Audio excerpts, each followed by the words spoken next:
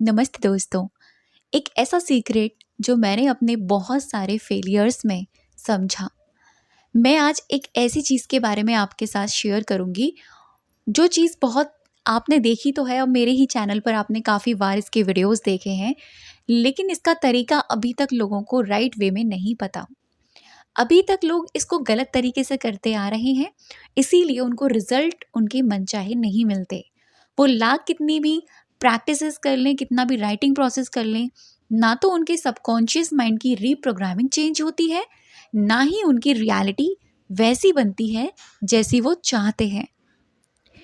इसलिए बार-बार प्रयास करने पर भी, बार-बार उनको करने पर भी रिज़ल्ट नहीं मिलते।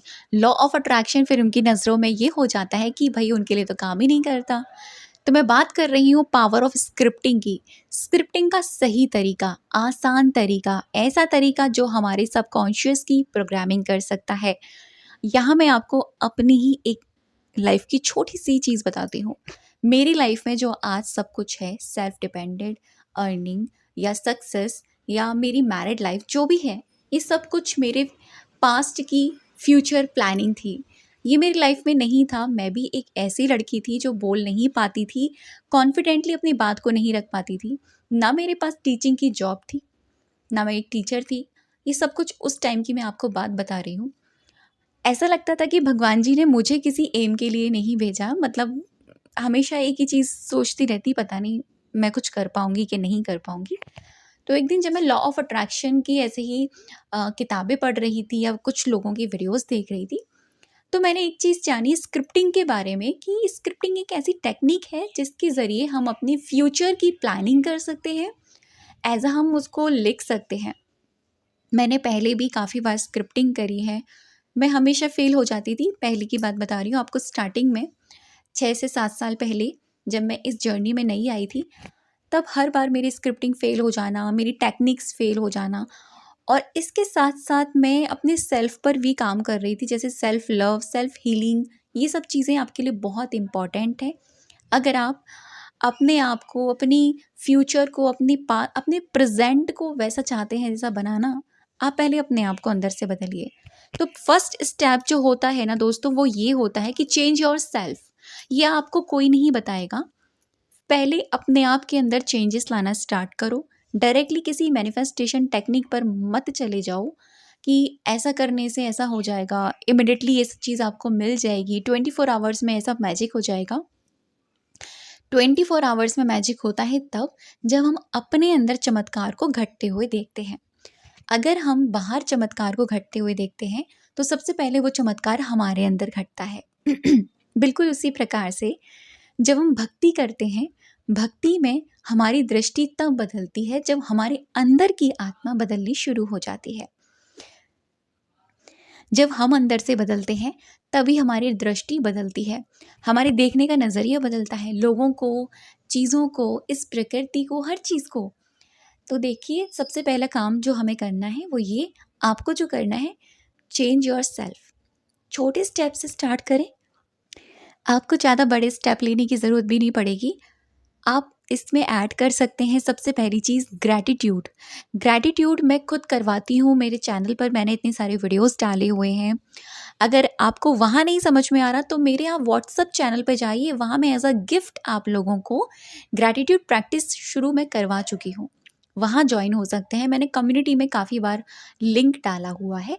मैं कोशिश करूँगी मैं इसी वीडियो के डिस्क्रिप्शन में लिंक डाल दूँ, ठीक है? तो ग्रैटिट्यूड एक ऐसी चीज़ है जो हमारे माइंड के पैटर्न को चेंज करती है, हमारी कमियों से खूबियों तक हमें लेकर जाती है। दूसरी चीज़ है मेडिटेशन। सिर्फ 5 मिनट डेली अपने रूटीन में मेडिटेशन ऐड करो, कैसे भी करो, डीप ब्रीदिंग करो। मेडिटेशन सिर्फ उसका मतलब नहीं है कि हमें ध्यान लगाकर ही बैठना है। मेडिटेशन अगर आप चैंटिंग करने के शौकीन हैं, नाम जाप करने के शौकीन हैं, आप वो करो, लेकिन ध्यान से करो। मेडिटेशन का मतलब है ध्यान। ध्यान ऐसा जो प्रेजेंट टेंस में हमको ले आए, चाहे वो हमारी ब्रीदिंग पे हो, हमारी भक्ति में हो, चाहे हम कोई पाठ कर रहे हैं उसमें हो, ठीक है? तीसरी चीज़ जो है कि अपने लिए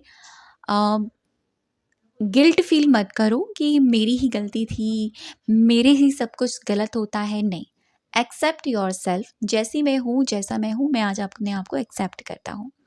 ये फर्स्ट एक पैटर्न में ये सब चीज़ें आप डाल दीजिए, ठीक है।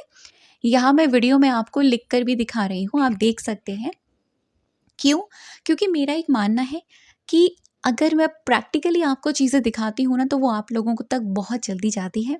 और मुझे ऐसा लगता है कि आप लोग मुझे मेरे सामने बैठकर मुझे सुन रहे हैं, और मैं जब भी वीडियो अभी बना रही हूँ ना, मुझे यही फ़ील होता है कि आपके सामने मैं हूँ। तो मैं बिल्कुल वैसे ही अपने वीडियो शूट करती हूँ। तो ये चीज़ हो गई फर्स्ट में, ठीक है। सेकंड में जो चीज़ आती है वो अब आती है स्क्रिप्टिंग की बात करती हूँ। स्क्रिप्टिंग जब आप करना शुरू करते हैं, आप तब करें जब आपको डिस्टर्ब कोई ना करे, ठीक है। आपको कोई परेशान ना करे। स्क्रिप्टिंग का सही समय जो होता है ना, मेरा मानना है 2 ही टाइम सबसे बेस्ट होते हैं। अर्ली मॉर्निंग का टाइम या तो नाइट का टाइम। नाइट के टाइम में ब्रह्मांडीय एनर्जीज़ थोड़ी शांत हो जाती हैं, नेगेटिव एनर्जीज़, है ना? और अगर हम मॉर्निंग के समय करते हैं तो कॉस्मिक एनर्जी तो ऑब्वियसली होती ही होती है वहाँ पर। तो बेस्ट टाइम जो मैं अगर बताऊँ ना आपको, मॉर्निंग का टाइम बेस्ट है। कुछ भी नहीं करना है। लिखने का तरीका मैं आपको बता देती हूँ। बहुत सारे लोग गलत तरीके से लिखते हैं। यहाँ मैं आपको छोटी सी स्क्रिप्टिंग करके भी दिखाऊँगी। आप समझ पाएँ कि आपको कैसे अपनी विश को लिखना है। कुछ लोग होते हैं, जैसे एग्ज़ाम्पल में वो जॉब पाना चाहते हैं, ठीक है? तो लिखते हैं, थैंक यू यूनिवर्स, मुझे ये जॉब मिल जाए, या मुझे ये जॉब मिल रही है, ठीक है? रही है, प्रेज़ेंट कंटीन्यूअस टेंस यूज़ करते हैं। प्रेज़ेंट कंटीन्यूअस हमें वहाँ यूज़ करना चाहिए कि जब भी प्रेज़ेंट में ये चीज़ अभी चल रही है। नहीं, स्क्रिप्टिंग में मैं हमेशा ये कहती हूँ कि लिखो ऐसे जैसे वो हो चुकी है। That's it. बस आप ग्रैटिट्यूड लेटर लिख रहे हो भगवान जी को, हो चुकी है। मानो कल ही की बात है, कल ही आपके सामने ये घटना घटित हुई है जो आज आप लिखने जा रहे हो। तो कल की बात आप कैसे लिखोगे? हो गया है, हो चुका है, ऐसे लिखोगे ना। तो बस अभी आपको समझ में आया ना कैसे करना है। तो अपने सेंटेंस को ऐसे क्रिएट करो जैसे वो हो गया है, और अभी आप अपने भगवान को सिर्फ ग्रैटिट्यूड के साथ एक्सप्रेस कर रहे हो उस चीज़ को। दूसरी चीज़, जब आप इस तरीके से अपनी स्क्रिप्टिंग को लिखते हैं तो आपको ना प्रेजेंट में आना है। प्रेजेंट मतलब प्रेजेंट मोमेंट में, बहुत इम्पॉर्टेंट है। आपको डर के साथ नहीं लिखना, होगा कि नहीं होगा, पता नहीं कैसे होगा, नहीं। नाउ प्रेजेंट, यही लाइफ है। क्योंकि हमारा सबकॉन्शियस माइंड पास्ट फ्यूचर को नहीं समझता, प्रेजेंट को समझता है। प्रेजेंट में इसको हम जो भी देते हैं, बार बार देते हैं, ये वही चीज़ एक्सेप्ट करता है। इसलिए प्रेजेंट में रहकर और ऐसे लिखना जैसे वो हो गया है, ठीक है। No doubt, no fear, no ये कैसे होगा, कब होगा, होगा कि नहीं होगा, अरे नहीं हो भाई, बस तुम जो लिख रहे हो ना यही आपकी रियलिटी है। एंड थर्ड लास्ट पॉइंट, कि जब आप लिखते हो ना, बहुत सारे लोग ये गलती करते हैं, लिखने के साथ ही ना उनको रिजल्ट चाहिए। नो, रिजल्ट ऐसे नहीं मिलता। सरेंडर करना होता है, लेट गो करना पड़ता है, ऐसे थोड़ी ना हो जाता है। अब एक बात बताइए मुझे, मैं बहुत छोटे छोटे इस तरह के एग्जांपल देती हूँ, जैसे हमारी रियल लाइफ में मैं उनको मैच कर पाऊँ। मान लीजिए हम किचन में हैं, ठीक है। मैन वुमेन दोनों इस चीज़ से रिलेट करेंगे। अभी हमने चाय बनाने रख दी है। अब हमने गैस पे चाय बनाने रख दी है, हम बेफिक्र हो गए ना, हमने सरेंडर कर दिया ना, किस पर? उस गैस पर, है ना।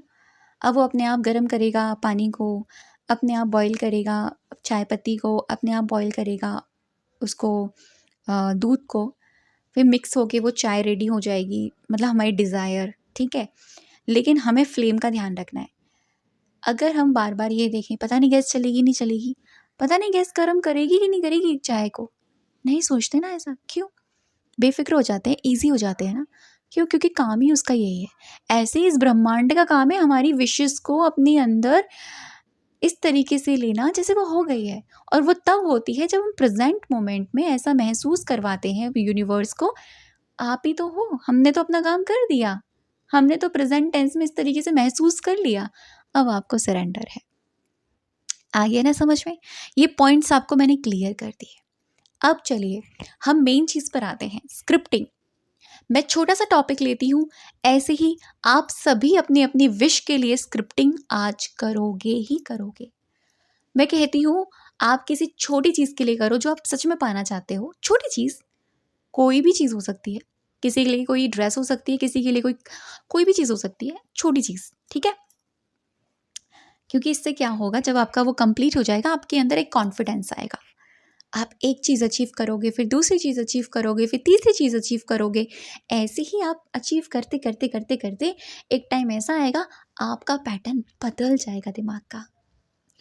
तो मैं लास्ट में एक आपको सीक्रेट वाला अफर्मेशन भी बताऊंगी जिससे आपकी स्क्रिप्टिंग को लॉक कर देगा, एकदम डन डना डन। तो आप सामने देखिए, ये किसी भी तरह का आप नोटबुक ले सकते हैं, क्योंकि जिस तरीके से चीज़ें मैंने सीखी मैं बिल्कुल आपको वैसे ही बताती हूँ। एकदम से मैं भी सब चीज़ों को नहीं सीखी थी, बहुत बार चीज़ें फ़ेल हुई, बहुत बार चीज़ें बनी भी, लेकिन छोटी-छोटी चीज़ों से ही मैं बड़ी चीज़ें पाना सीखी। तो अगर आप स्क्रिप्टिंग सीख चुके हो ना और आपने सही तरीका समझ लिया इसका करने का, तो आप कुछ भी कर सकते हो, क्योंकि स्क्रिप्टिंग में इतनी पावर है। ये मैं नहीं कह रही, बहुत सारे लोग कहते हैं। और मैं आपको एक एक पर्सन का एक्सपीरियंस भी बताती हूँ। मैं एक दीदी हैं जो मैं उनसे काफ़ी बार मैंने सेशंस लिए हैं। उन्होंने अपना खुद का पर्सनल एक्सपीरियंस बताया। उन्होंने स्क्रिप्टिंग करी थी अपने आई थिंक सिस्टर की बेटी की शादी की। तो जहाँ-जहाँ उनको वेन्यू चाहिए था, जिस तरीके की चीज़ें चाहिए थी, उन्होंने बिल्कुल वैसे ही लिखा, एकदम डीपेस्ट। जैसे उन्होंने मुझे बताया कि शिवानी मैंने ना लिटरली मेहंदी जो होती है ना, मेहंदी लगाते हैं, मेहंदी का जो फंक्शन होता है मेहंदी लगाते हैं, मैंने मेहंदी की स्मेल, खुशबू उसको भी ऐड कर दिया था। तो समझ जाओ उन्होंने स्क्रिप्टिंग किस गहराई में जाके की होगी, एकदम प्रेजेंट मोमेंट में रहकर, कि अभी उनको मेहंदी की खुशबू महसूस हो रही है। अपने सेंसेस लगाए उन्होंने, स्मेल का सेंसेस, ठीक है? तो जब हम अपने सेंसेस को लगाते हैं तो हम प्रेजेंट मोमेंट में आ जाते हैं ऑटोमेटिकली। इसलिए कहा जाता है स्क्रिप्टिंग ऐसे करो जैसे वो हो ही गया है। अब जैसे यहाँ पर मैं कर रही हूँ एक स्क्रिप्टिंग छोटी सी चीज़ के लिए। छोटी सी चीज़ जैसे एग्जांपल में हम देखते हैं, कोई खाने की चीज़ हम ले लेते हैं। जैसे एग्जांपल में हम लेते हैं पाव भाजी के बारे में या डोसा, कुछ भी, ठीक है? आप इसको एज अ आप एग्जांपल में समझिएगा, क्योंकि यहाँ हम सिर्फ सीख रहे हैं, मैं आपको सिखा रही हूँ, करने का तरीका बता रही हूँ, ठीक है? ये मत देखिएगा अरे ये क्या चीज़ है, डोसे के बारे में कोई लिखता है, नहीं। हम यहाँ सीख रहे हैं, ठीक है? अब मैंने ऊपर डाल दिया टॉपिक मैनिफेस्ट डोसा। अब मैनिफेस्ट डोसा मैंने डाल दिया, ठीक है ना? ऑलमोस्ट हम सभी ने वो खाया ही है, ठीक है? लेकिन अभी प्रेजेंट मोमेंट में वो नहीं है ना, तो हमें कैसे करना है? थैंक यू यूनिवर्स, ठीक है? आज नाउ दिस टाइम, आज डालो, या नाउ दिस टाइम नहीं डाल सकते तो लिखो थैंक यू यूनिवर्स, मैंने डोसा खाया, बड़ा ही टेस्टी था। अब मैंने था लिखा, ये नहीं लिखा ना बड़ा ही टेस्टी हो रहा है, नहीं, बड़ा ही टेस्टी था, बहुत क्रंची था, और उसकी जो स्टफिंग थी बहुत ही नमकीन थी। उसमें हल्के हल्के पनीर के स्लाइसेस भी थे, मटर थी, उसमें मैंने सारी डिटेलिंग ऐड करी। उसमें मुझे ना खट्टा मीठा इमली का भी टेस्ट आ रहा है, ये भी हम लिख सकते हैं, आ रहा था या ऐसा हुआ, हो चुका था, तो आ रहा है, ठीक है? उसकी जो चटनी थी ना, वाओ यार कितनी टेस्टी थी। कोकोनट रियल स्मेल आ रही थी उसमें कोकोनट की। अभी हम नाउ दिस टाइम कोकोनट की स्मेल फील कर सकते हैं, ठीक है? अभी आप ऐसे लिखो, मुझे उस कोकोनट की स्मेल आ रही थी। जब मैंने उसकी स्मेल को सूंघा ना, लिटरली मुझे ऐसा फील हुआ कि रियल कोकोनट मेरे सामने है। सांबर का टेस्ट मैं क्या ही बताऊँ, इतना टेस्टी, इतना डिलीशियस, इतना ज़्यादा नॉर्मल मसाले कि खाने के ऐसा लगा कि बस खाते रहो और पेट ही ना भरे, ठीक है? इस तरीके से हम लिख रहे हैं, आप समझ रहे हैं? हमने छोटी छोटी डिटेलिंग ऐड करी। सांबर का टेस्ट बहुत ही खट्टा और थोड़ा सा नमकीन था। उसमें कौन कौन सी वेजिस थी, उसमें थी काशी फल, हमारे यहाँ काशी फल बोलते हैं कद्दू को, लौकी, और उसमें बहुत मतलब इतना अच्छा स्मेल आ रही थी ना उसको फ़ील करके कि बहुत अच्छा लग रहा था। उसकी स्मेल को हम सूंघ भी सकते हैं, अपनी नाक के सेंसेस को लगा भी सकते हैं। जब मैं खा रही थी ना वो क्रंचनेस मेरे कानों में महसूस हो रही थी। उस क्रंचनेस को हम फ़ील कर सकते हैं अभी प्रेज़ेंट टाइम में। तो ये एक राइट वे है अपनी स्क्रिप्टिंग को लिखने का। अब चलो ये तो एक खाने वाली चीज़ पे हो गया। अब मान लीजिए हम किसी ऐसी चीज़ के बारे में लिखते हैं जो हमें अभी कुछ टाइम के आसपास हमने नहीं की। जैसे अ, मैं लिखती हूँ, मैंने बहुत टाइम से रेनबो नहीं देखा है, तो हम रेनबो के बारे में लिखते हैं कि थैंक यू यूनिवर्स। सबसे ऊपर अपने 3 बार thank you, thank you, thank you करना है जब भी स्क्रिप्टिंग करो और अपनी ईस्ट का नाम लिखो। स्टार्टिंग आपको ऐसे ही करनी है, थैंक यू यूनिवर्स, रेनबो मैंने देखा। नाव में इतना अच्छा फ़ील कर रही थी कि क्या ही बताऊँ। उसके जो कलर्स, उसमें जो एक प्योरिटी थी ना वो बहुत ही ज़्यादा ब्यूटीफुल थी। उसके 7 कलर, वॉव! मतलब एक दूसरे से ऐसे मिक्स मैच थे जैसे एक दूसरे से ही बंधे हों, एक दूसरे से ही निकल रहे हों। उसमें जो येलो कलर था, ऐसा लग रहा था जैसे इस धरती पे एक कामनेस, पीसफुलनेस, उसका जो ब्लू कलर जैसे आसमान का जो कलर है उससे रिलेटेड, उसमें जो हल्का रेडनेस, हल्का ऑरेंजनेस जो आ रहा था। मतलब रेनबो को देखने के बाद ना ऐसा फ़ील होता है ना माइंड में, मुझे ऐसा फ़ील हुआ कि जैसे बस मैं आसमान में उड़ रही हूँ एक परिंदे की तरह। देखा आपने कैसे स्क्रिप्टिंग करी है? आपको ऐसे ही करना है, ठीक है? अब वो सीक्रेट सेंटेंस जो जिसकी मैं बात कर रही हूँ अपनी स्क्रिप्टिंग के लास्ट में आपको ऐड करना है। सीक्रेट सेंटेंस है पता नहीं क्या ही हो गया गले में। I surrender to the universe. Last में आपको ये ज़रूर लिखना है, I surrender to the God, I surrender to the universe. इसका मतलब ये है जो भी आपने लिखा है वो सब कुछ आप भगवान को अर्पण कर रहे हो, यूनिवर्स को अर्पण कर रहे हो, क्योंकि आपने अपना काम कर दिया है, भगवान जी अपना काम करेंगे, दैट्स इट। डाउट फ्री हो जाओगे, टेंशन फ्री हो जाओगे। ये नहीं होगा कि कब होगा, कैसे होगा, नहीं होगा। बहुत जल्दी चीज़ें मैनिफेस्ट होती हैं ऐसे, तो करके देखो। थैंक यू सो मच अब तक की वीडियो पर बने रहने के लिए और मुझे सुनने के लिए।